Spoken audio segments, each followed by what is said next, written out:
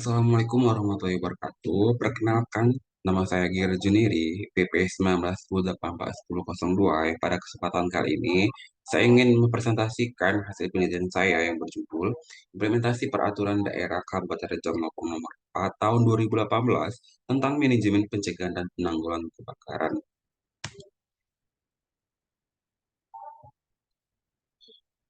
Pertama, latar belakang, bab satu, kebakaran menjadi bencana yang harus diwaspadai, baik itu di perumahan, di lingkungan sekitar. Perkembangan penduduk Indonesia, khususnya daerah yang padat penduduk, mempengaruhi bangunan di perkotaan tentunya. Semakin berkembangnya kepadatan penduduk dan alih fungsi bangunan dan kompleksitas perkembangan industri dapat meningkatkan risiko kebakaran jika tidak memperhatikan pertimbangan keselamatan. Bangunan yang sifatnya high rise atau bangunan yang bertingkat ke atas perlu memperhatikan perencanaan dan desain bangunan khususnya proteksi kebakaran. Sebanyak 17.768 kasus kebakaran terjadi di Indonesia selama tahun 2021. 5.274 diantaranya kasus disebabkan oleh arus pendek aliran listrik.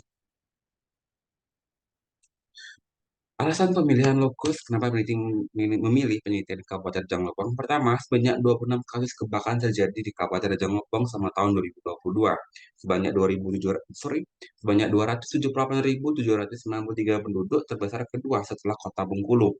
Tiga, satu dari dua kabupaten kota di Provinsi Bengkulu yang memiliki pos kecamatan selain Kota Bengkulu. Nah, kita masuk ke fenomena teoritis dan empiris. Banyak bangunan yang tidak memiliki sistem proteksi kebakaran lengkap yang sesuai dengan peraturan atau standarnya.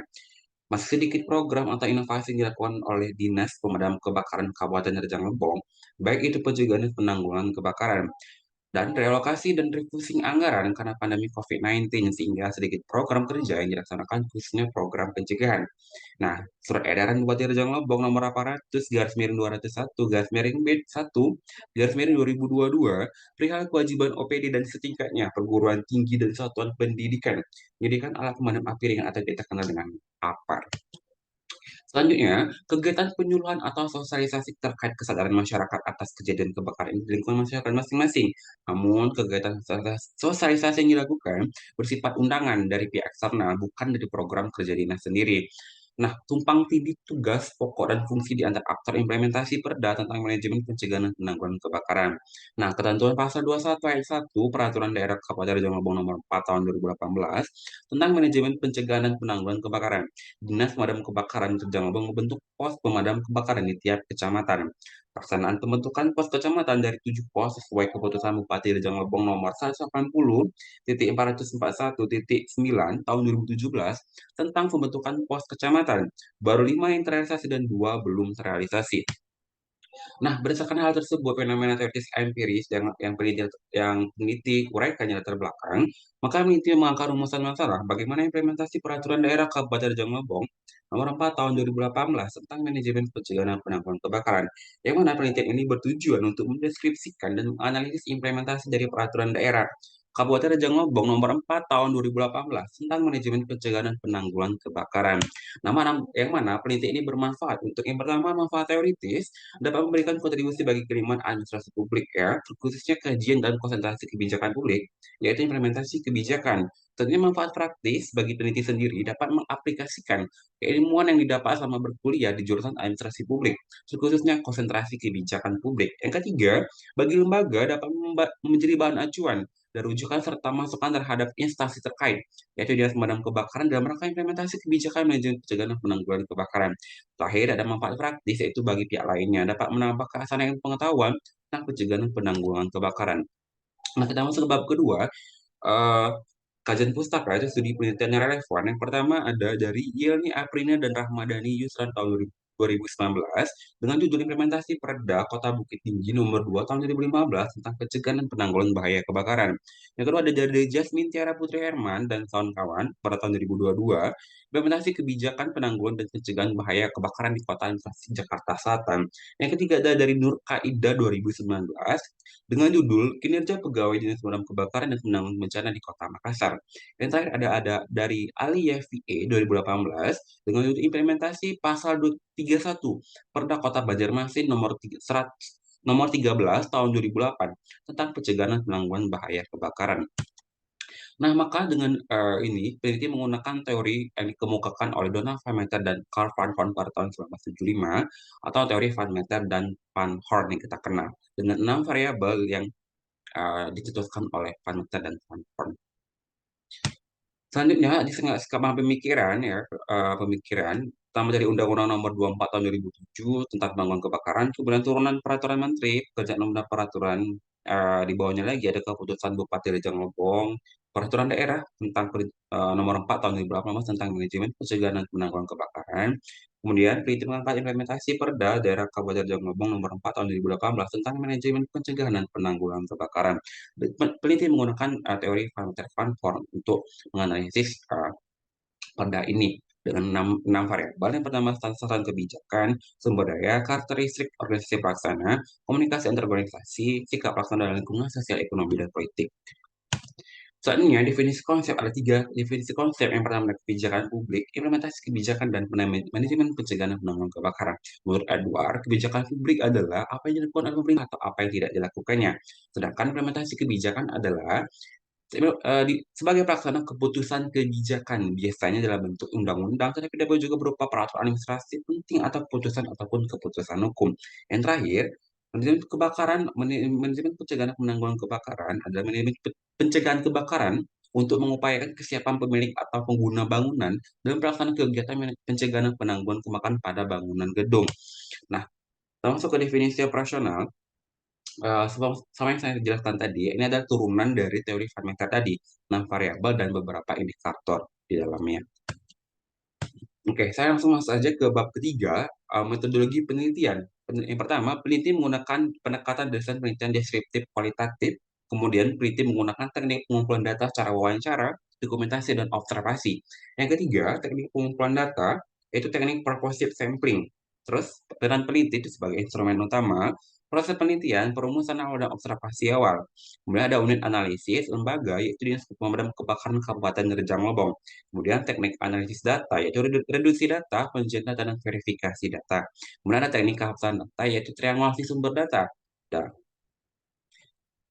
oke, ini masuk ke bab keempat, ada deskripsi lokasi penelitian. Gambar umum Kabupaten Rejang Lebong. Nah, Kabupaten Rejang Lebong meliputi wilayah seluas 1.151.576 hektar yang dibagi menjadi 15 kecamatan dengan ibu kota Kabupaten Rejang Lebong terletak di Kota Curug. Wilayah terluas adalah Kecamatan Padang Mulak Tanding seluas 22.796 hektar dan wilayah terkecil adalah Kecamatan Curug Tengah dengan luas 342 hektar.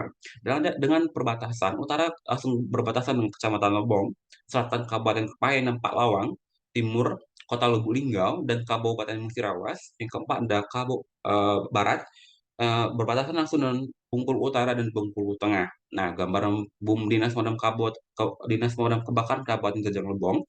Dinas Damkar Kabupaten Rejang Lebong merupakan organisasi yang dibentuk berdasarkan Peraturan Nomor 9 Tahun 2016 tentang pembentukan susunan perangkat daerah Kabupaten Rejang Lebong dan Peraturan Bupati Rejang Lebong Nomor 55 Tahun 2016 tentang kedudukan, susunan organisasi, tugas, dan fungsi serta tata kerja Dinas Pemadam Kebakaran di Kabupaten Rejang Lebong.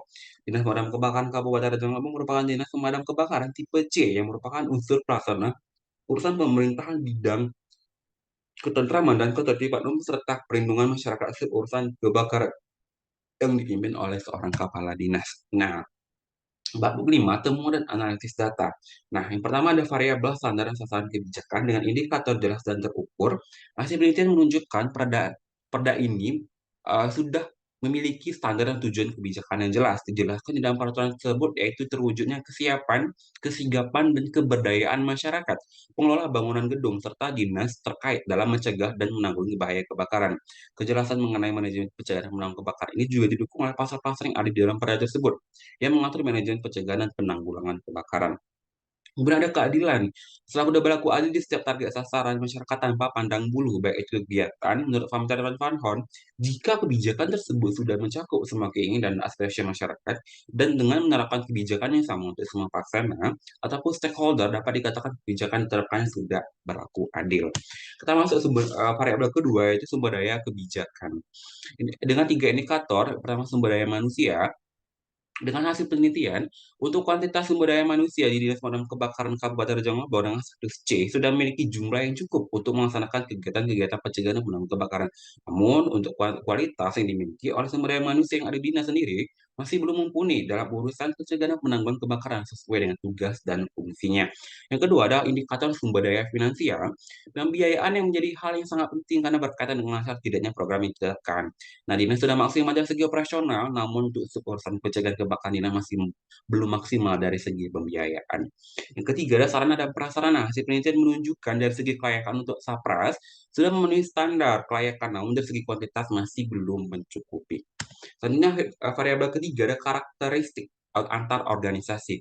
Dengan indikator struktur birokrasi dengan hasil penelitian, struktur birokrasi yang dipaparkan oleh Van Meter dan Van Horn dapat memberikan pengaruh berupa tindak-tindakan diberikan oleh implementator.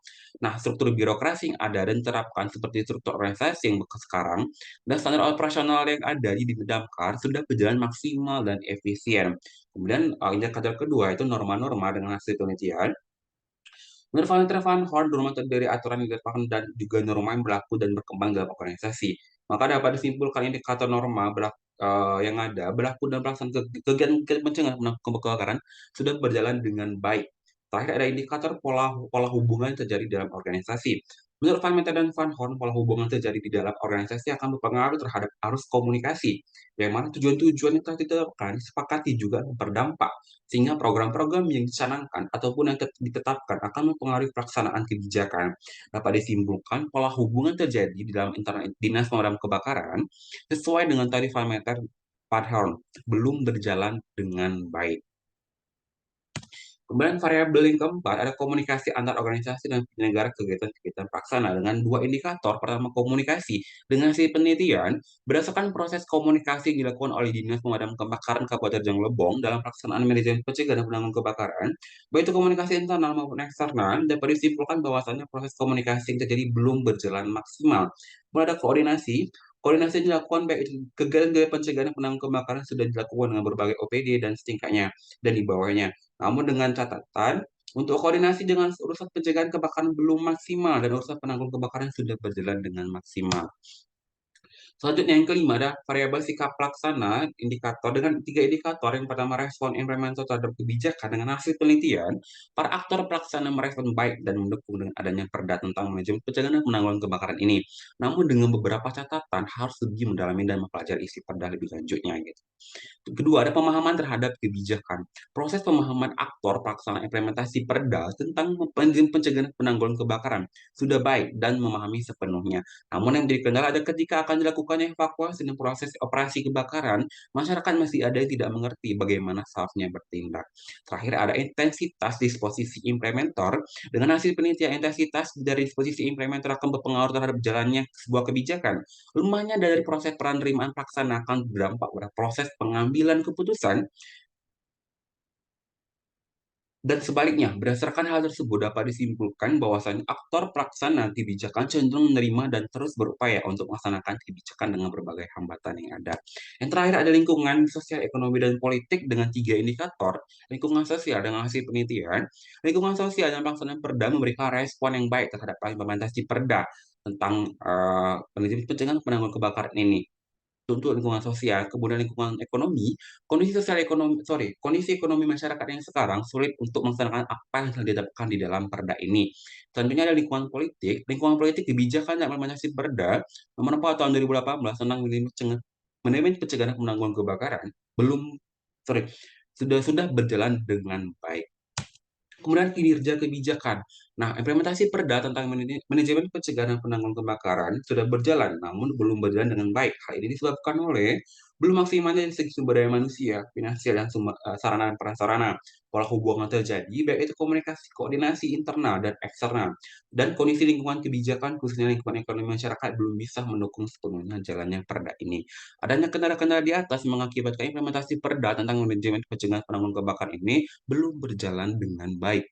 Nah, selanjutnya penutup bab 6 kesimpulan, implementasi perda tentang manajemen pencegahan dan penanggulangan kebakaran belum berjalan dengan baik. Pertama, sumber daya manusia dari segi kuantitas sudah baik, namun dari segi kualitas belum maksimal. kurang maksimal. Kedua, sumber daya finansial untuk kegiatan penanggulangan sudah maksimal, namun dari segi kegiatan pencegahan kebakaran masih belum maksimal.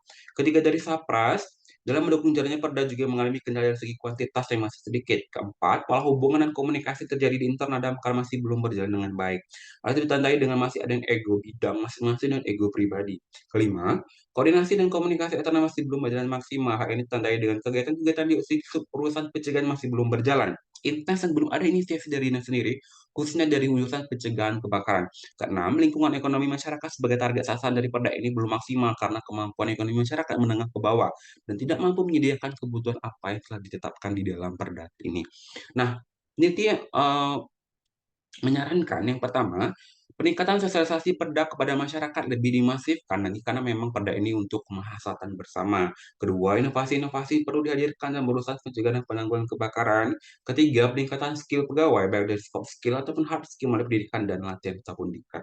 Pemenuhan dan peningkatan sumber daya baik itu manusia, finansial dan sapras lebih ditingkatkan lagi dan dikelola dengan baik. Mengingat kebakaran bukan merupakan hal yang sangat bahaya jika tidak didukung dengan sumber daya yang kompetitif.